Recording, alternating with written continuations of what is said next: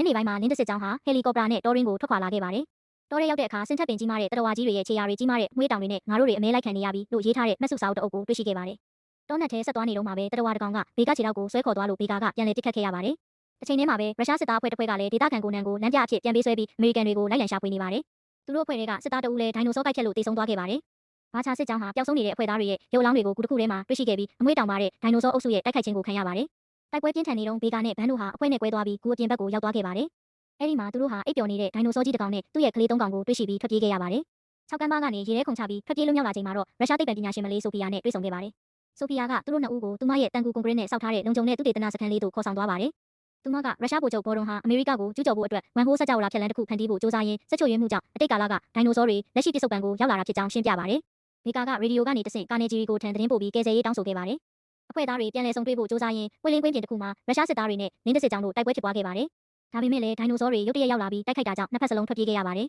။တောထဲမှာအဖွဲ့ချင်းပြန်ဆုံချိန်မှာတော့ကီးစ်ဟာဒိုင်နိုဆောကြီးတစ်ကောင်ရဲ့ဖမ်းဆီးခြင်းကိုခံရပြီးပြင်းထန်စွာဒဏ်ရာရသွားပါတော့တယ်